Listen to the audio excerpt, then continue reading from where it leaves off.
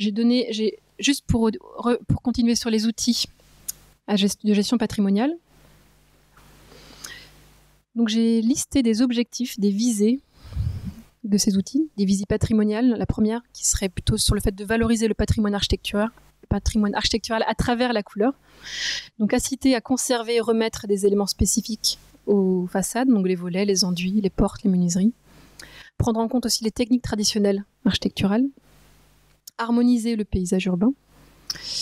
Ensuite, une visée de plus de l'ordre identitaire, c'est travailler une identité chromatique locale pour les villes qui ont un peu perdu en fait justement cette identité de base avec beaucoup d'éléments qui ont été rajoutés qui étaient un peu en dehors des habitudes visuelles et de l'aspect patrimoine.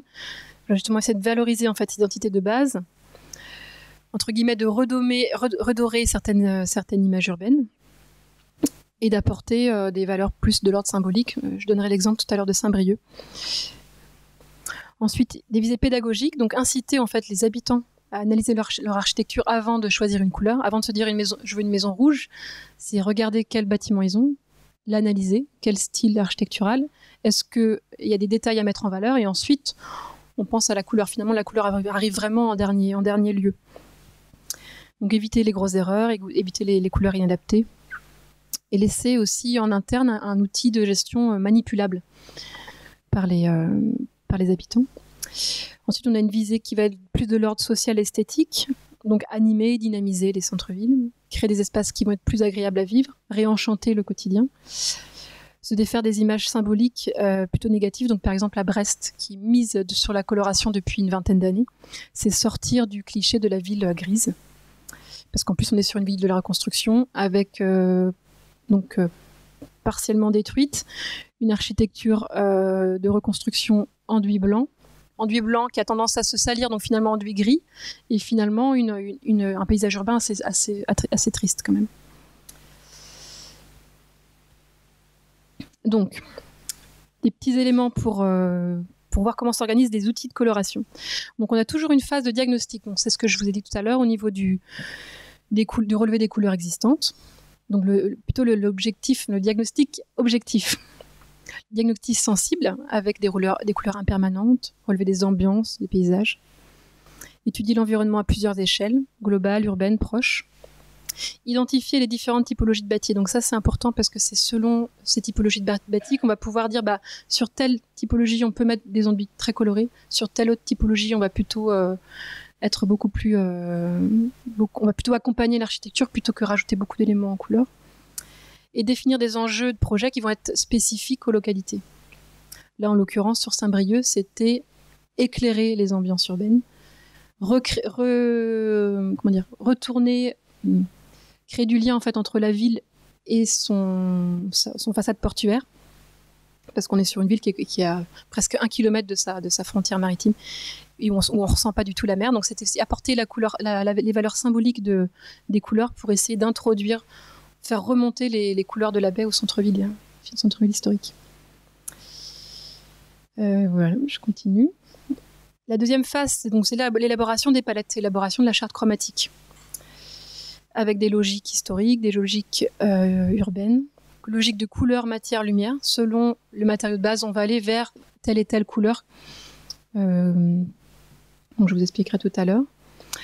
Proposer des nuanciers et surtout illustrer, parce que c'est souvent facile de donner des nuanciers, mais après, comment on les met en application et de proposer un mode d'emploi. Au niveau de la troisième phase, qui est plutôt finalement de l'ordre de l'option, mais c'est la réalisation d'un guide pédagogique à destination des habitants. Donc soit on s'arrête à la réalisation des chartes, ça reste en interne et les gens viennent consulter et disent qu'est-ce que je peux mettre sur ma façade, ou soit on crée un outil pédagogique, les gens repartent avec, étudient la question chez eux en consultant le guide et après reviennent avec un projet de coloration un peu plus abouti. Également des formations du personnel parfois pour avoir une utilisation clé en main. Donc au niveau des études chromatiques, j'ai mis juste un extrait d'un chronoplanning, combien de temps ça peut prendre. Donc globalement, on a une première phase de diagnostic qui dure 3 mois, une deuxième phase de charte chromatique qui va durer 3 mois également, la mise en place d'un document pédagogique qui est plus de l'ordre de 4 mois, ouais, avec beaucoup d'allers-retours en fait avec les collectivités. Et après, on peut avoir des tranches optionnelles sur des secteurs spécifiques. Donc des fois, ça donne lieu à du conseil couleur pendant le temps de lancer la démarche. Donc un exemple pour la ville de Saint-Brieuc. Donc Saint-Brieuc, on est sur une ville de 45 000 habitants qui est en train de définir beaucoup d'outils en ce moment. Donc un PLUI, une AVAP, un plan guide des espaces publics. Elle a déjà une charte des devantures commerciales et donc elle vient d'avoir un guide de coloration des façades. Donc, on a fait un portrait sensible. Donc, on a traversé la ville à base de croquis pour voir comment on ressentait un peu les ambiances urbaines. Donc, une gare qui va être très belle, finalement cachée par beaucoup d'arbres, mais bon. Un centre-ville très pavé avec du granit en façade, donc assez sombre, parce que le granit est plutôt sombre. Un peu chaud, quand même relativement chaud. Une descente vers le port. Donc là, on est encore dans le centre-ville, mais le port est quand même vraiment loin. On ne peut pas y aller à pied, ça prend beaucoup trop de temps. Donc la rue des Trois Frères Le Goff, qui est désertée au niveau des commerces. Façade de pierre apparente granit ou façade essentiellement décrépie, donc avec des ambiances sombres sur sombre sur sombre. Et donc on arrive au port, et donc là, on a en fait, cette ouverture vers le large. Donc le premier relevé des couleurs permanentes, donc les toitures, les pierres principales, les couleurs dominantes, les enduits et tout ce qui va être de l'ordre des couleurs ponctuelles, donc les portes, les volets, les pans de bois, qui sont quand même à prendre en compte même s'il y a des erreurs. Donc c'est justement repérer les bons exemples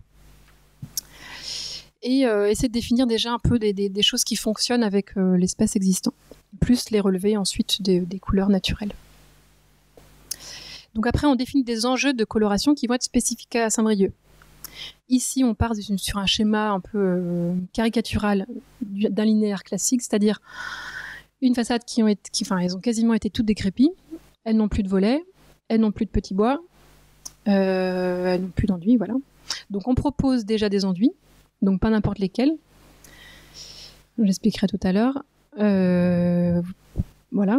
Plus le fait d'animer et de dégayer les rues en reposant des volets bois, en entretenant en fait le patrimoine architectural, les détails, qui sont finalement les supports de la couleur.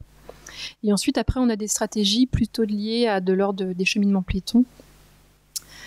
Donc ici, c'est une proposition. Donc on fait tout ce qui va être les nuanciers de façon... le gros travail, c'est le travail des nuanciers. Et après, on propose ici, en l'occurrence, une déclinaison. C'est une proposition. Une déclinaison des couleurs ponctuelles en partant du rouge vers la gare. Et en gros, plus on avance vers le centre mer, plus on utilise les tons bleus, bleutés, verts. Donc c'est une proposition. C'est vrai que c'est compliqué à mettre en place puisqu'après, ça dépend des gens. Et si les gens veulent du rouge quand ils sont côté port, on ne va pas leur interdire non plus. Mais c'est une proposition. Ça peut être des choses qui sont à mettre en place. En tout cas, les élus étaient très sensibles à cette dimension-là. Et voilà, on va voir si ça marche. Voilà, donc les enduits, pas n'importe lesquels. Par chez nous, il faut absolument éviter les enduits trop blancs.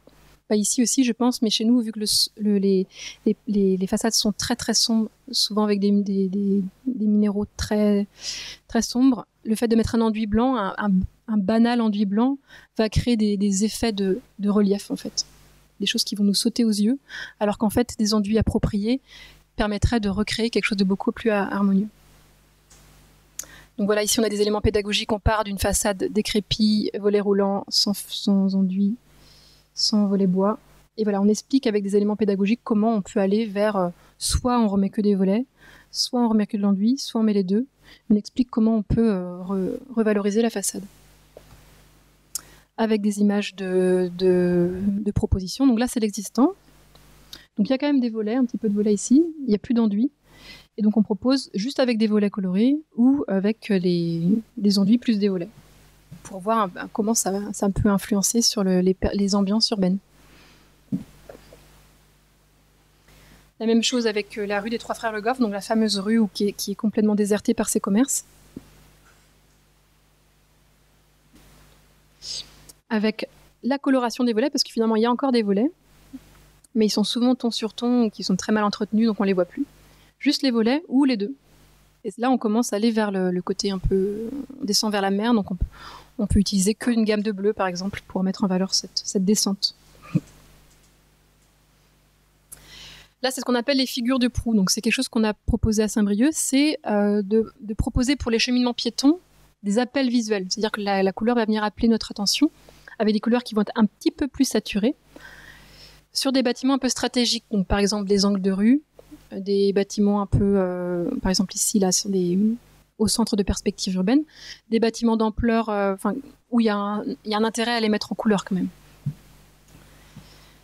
pour créer de l'espace, des repères dans le paysage urbain.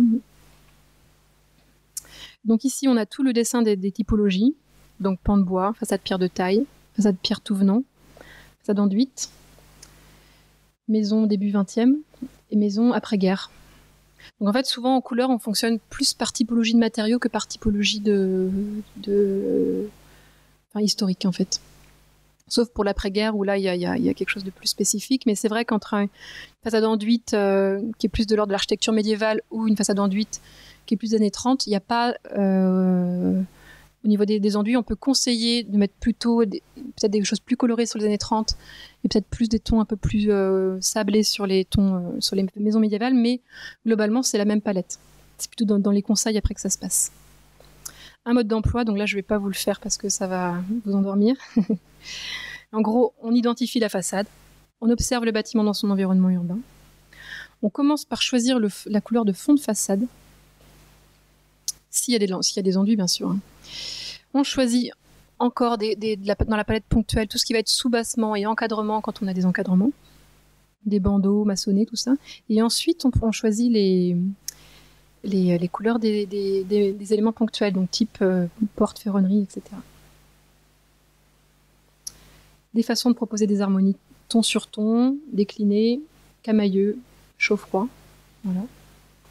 Et après, on a des fiches typologiques qui expliquent à chaque fois avec un lexique pour que les gens aient aussi le lexique approprié à leur projet et puissent vraiment me parler de leur projet.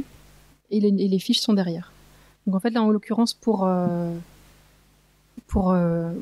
Saint-Brieuc, on a un guide de coloration de l'ordre de 16 pages qui explique la démarche et des petites fiches typologiques qu'on vient glisser à l'intérieur et que les gens se servent selon leur bâtiment.